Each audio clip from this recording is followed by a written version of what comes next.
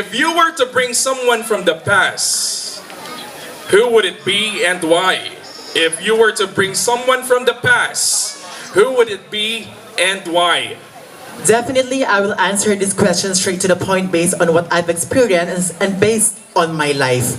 There is no right or wrong answer in this kind of question because these are the type of questions that we call situational questions. So if I have the chance to bring back one person in my life, that would be my mother. Why? Because my mother passed away last April 2021 and it is hard for me to live until now without my mother. Always remember, ladies and gentlemen, habang nabubuhay ang ating mga ina, mahalin natin sila. Dahil sa pagsubok ng pandemyang ito, sa ating pinagdadaanan ngayon, hindi natin alam, in one stop, we will lose the person that we love.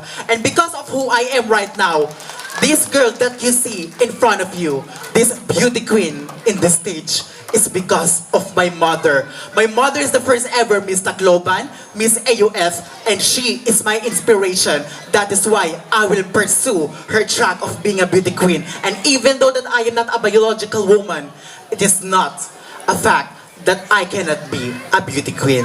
But I can rather pursue what she started, and I would like to be her someday. A woman who cares to everyone. A woman who will treat you like her own child, and a woman who will love you unconditionally. Thank you so much. Is social media bringing people together or causing separation? Again, is social media bringing people together or causing separation?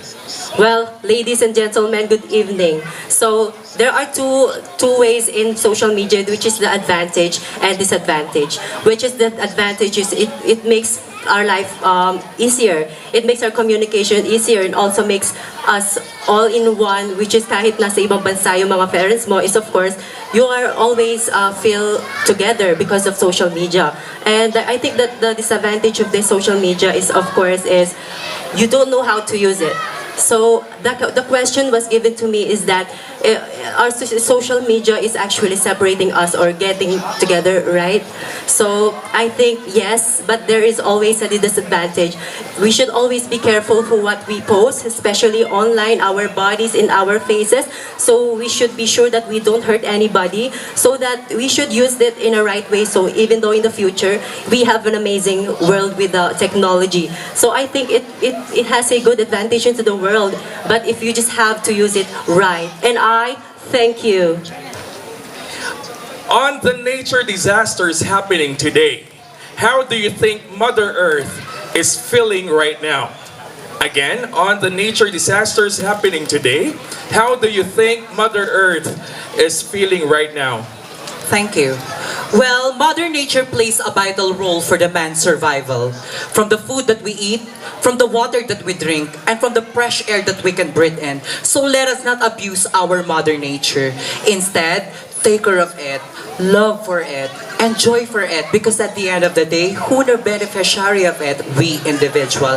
I think, ladies and gentlemen, our Mother Nature is sad. Always remember that sa'yo mag-uumpisa ang pagbabago at sa'yo mag-uumpisa ang disiplina. As what they say, what you do to yourself dies with you, and what you do for the humanity remains eternal. Thank you. Give us a few lines of your favorite song and explain why this line caught your attention. Again, give us a few lines of your favorite song and explain why this line caught your attention. Okay, as I sang a while ago, the song was Habang May Buhay.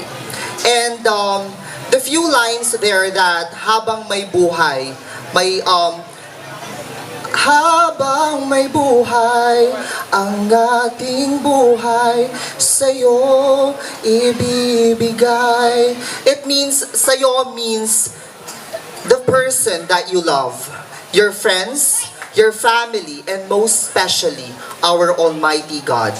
Because ladies and gentlemen, it's been 2 years since we felt the agony of pandemic. Many people lost their job. Many people died. And worst is, some of our family died.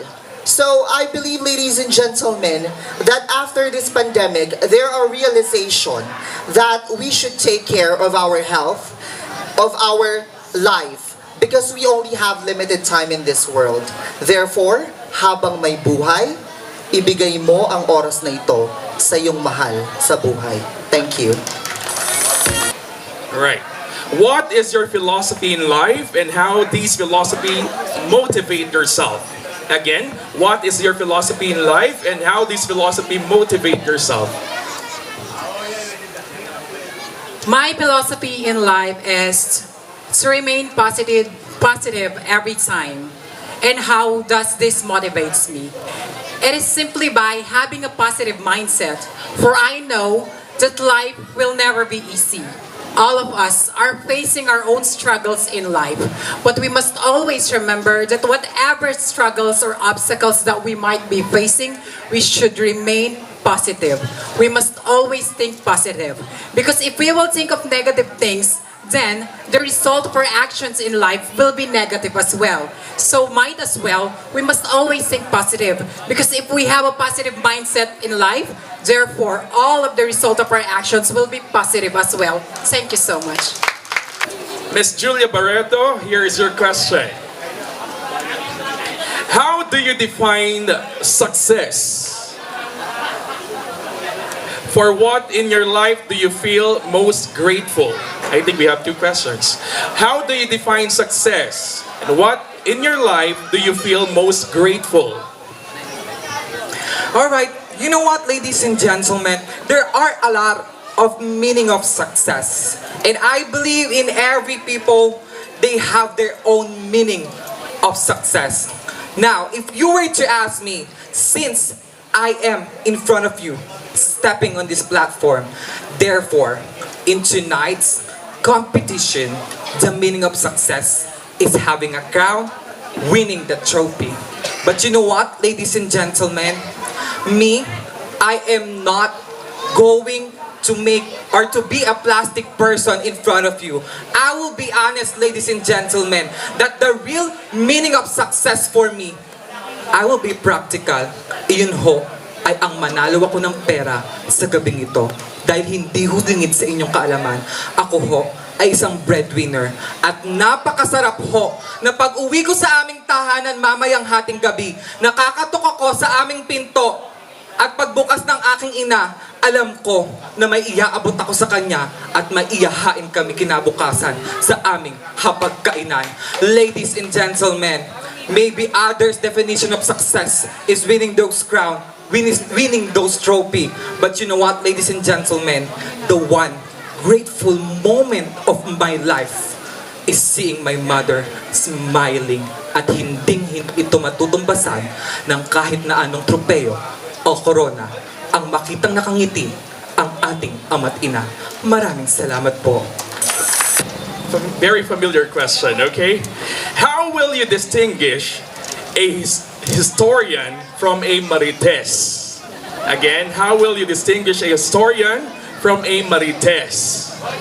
Okay, thank you so much for that very interesting question. You know, for a fact, my dear friends, it is very relevant nowadays that we are talking about an historian and a marites. Let me have the difference between the two in my own perspective and opinion. When we say marites, it's all about the people who just from the here saying, sabi-sabi nga nila. And that means there are no proof. But there, when we say historian, it is evidently written by the books, by the philosophers, by the historians, and by the people who are witness on that story. And that makes a difference. Bullseye. Thank you. Takal pong salamat.